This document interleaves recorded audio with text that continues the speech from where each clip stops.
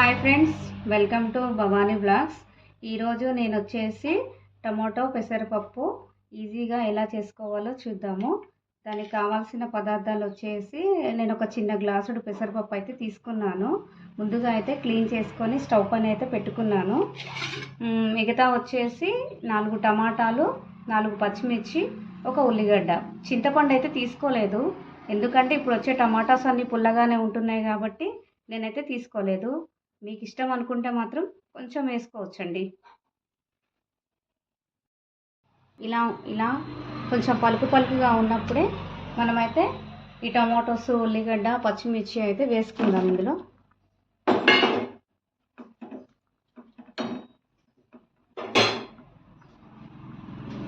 ఇందులోనే కొద్దిగా పసుపు,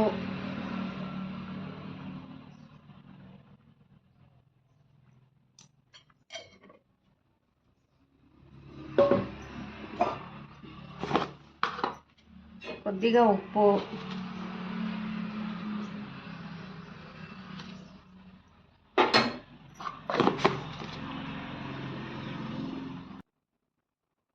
కొద్దిగా కారం.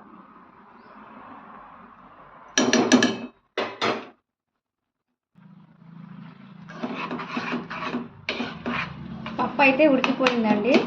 ఇప్పుడు మనం పోపు కోసం అయితే రెడీ చేసుకుందాము.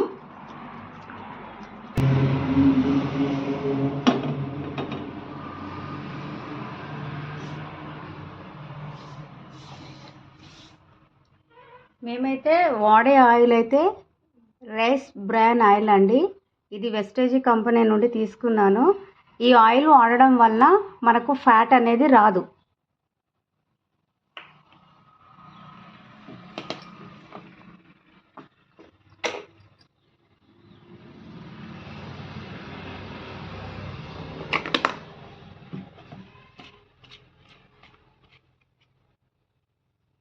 ఆయిల్ అయితే హీట్ అవుతుందండి.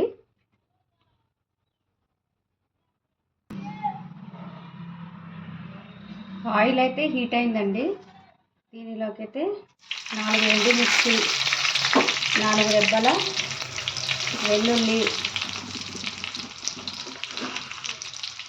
కొద్దిగా పచ్చిశనగపప్పు, మినప్పప్పు, 4 రెబ్బల కరివేపాకు,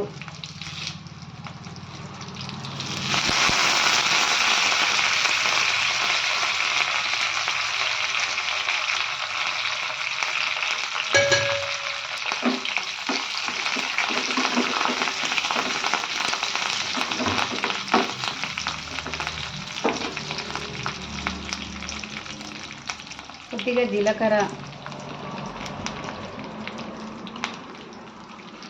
కొద్దిగా ఆవాలు.